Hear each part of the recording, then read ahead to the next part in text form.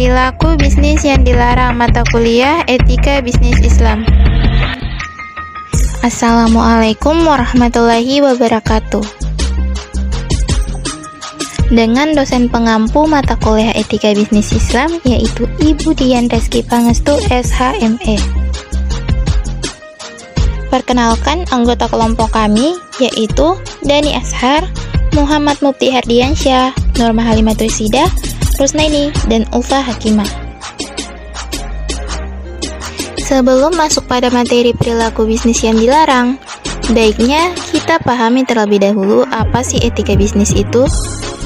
Etika bisnis adalah cara untuk berbisnis dan meliputi semua bagian yang berhubungan dengan perusahaan, masyarakat, dan individu. Peran dari etika bisnis pada sebuah perusahaan adalah untuk membentuk perilaku karyawan dan pimpinan agar hubungan antara karyawan, perusahaan, dan berbagai pihak internal dan eksternal lain tetap sehat. Lalu, apa yang dimaksud dengan etika bisnis Islam? Etika bisnis Islam adalah akhlak dalam menjalankan bisnis sesuai dengan nilai-nilai Islam, sehingga dalam melaksanakannya, bisnis tidak perlu ada kekhawatiran sebab sudah diyakini sebagai sesuatu yang baik dan benar. Ada 10 perilaku bisnis yang dilarang dalam Islam, yaitu kesamaran, perjudian, penindasan, riba, unsur membahayakan, penipuan, penyalahgunaan hak, monopoli, objek bisnis yang bukan termasuk haram larangannya, dan mubazir. Kesamaran atau jahalah. Istilah jahalah semakna dengan ungkapan tidak transparan atau membeli kucing dalam karung, yang mengisyaratkan tentang perlunya transparansi dalam melakukan segala bentuk transaksi muamalah.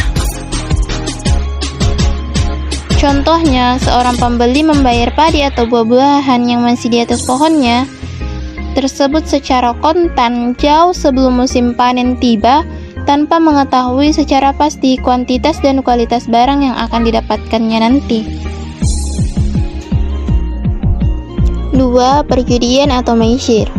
Contoh praktek jual beli yang mengandung unsur maisir atau perjudian adalah game online dengan konsep taruhan, SMS berhadiah, dan kuis yang dilakukan melalui telepon. Sebagaimana perjudian atau maisir pada umumnya, orang yang sudah terlanjur mengeluarkan uang untuk mendapatkan sesuatu barang, ia akan semakin terobsesi untuk mendapatkan barang yang menjadi targetnya. 3. Penindasan atau asulmu. Kesaliman merupakan tindakan melampaui batas yang sering terjadi dan digunakan oleh seseorang untuk memperoleh keuntungan sebanyak-banyaknya. Adapun contoh-contoh kesaliman yang dimana seperti penipuan, penimbunan barang, pencurian atau perampokan. 4. Mengandung unsur riba. Riba merupakan salah satu rintangan sekaligus tantangan yang seringkali menggiurkan banyak orang untuk meraih keuntungan.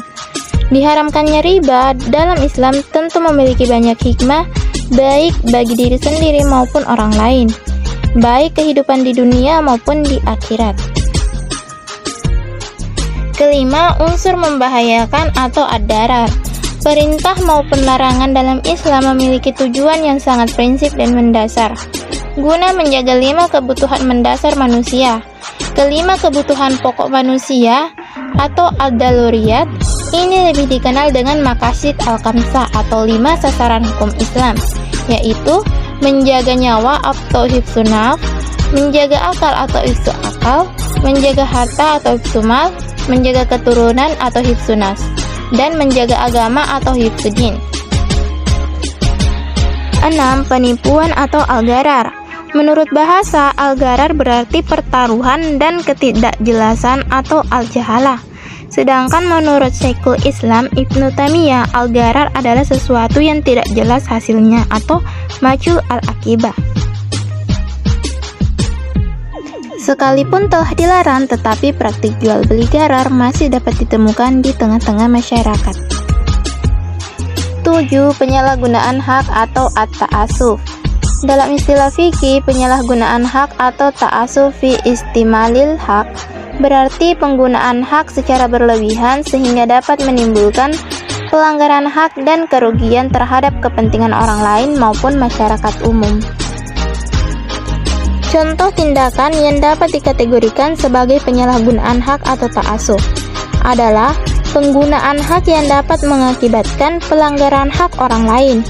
Islam tidak membenarkan seseorang melakukan sesuatu yang dianggapnya sebagai hak asasi dengan mengabaikan dan melanggar hak asasi orang lain. 8. Monopoli dan konglomerasi atau iktikar. Secara bahasa, iktikar berarti penimbunan dan kesaliman atau aniaya. Sedangkan secara istilah, iktikar adalah penimbunan barang dalam jumlah banyak yang menyebabkan kelangkaan dan harganya melonjak naik, sehingga mengakibatkan harga pasar menjadi rusak serta kebutuhan konsumen terganggu. 9. Objek bisnis bukan sesuatu yang haram. Islam tidak menganut paham serba boleh, sebagaimana yang diyakini oleh kaum sekuler. Islam tidak pula menganut paham yang serba tidak boleh atau haram, sebagaimana keyakinan segelintir orang. Namun dalam syariat Islam diatur regulasi tentang persoalan yang halal dan haram. Contohnya, setiap muslim dilarang memperjualbelikan barang yang diharamkan oleh agama, seperti menjual daging babi, minuman keras, dan narkotika. 10. Tidak boleh mubazir. Salah satu makna dan tindakan tafsir dalam perilaku bisnis adalah menimbun kekayaan dan keuntungan secara berlebihan atau dengan tidak wajar, sehingga ia hidup dalam bergelimang harta, namun keluarga dekat, tetangga, dan orang yang seharusnya mendapatkan santunannya diabaikan dan hidup dalam kekurangan. Sikap semacam ini di samping merupakan tindakan berlebihan atau tafsir, juga merupakan tindakan zalim, rakus, pelit, kufur, nikmat, dan beberapa bentuk perilaku atau akhlak yang dilarang oleh agama. Wallahu a'lam bishawab.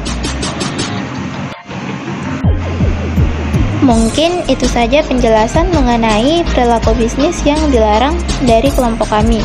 Sekian dan terima kasih. Jika ada pertanyaan, silahkan untuk para teman-teman mengajukan dirinya untuk bertanya.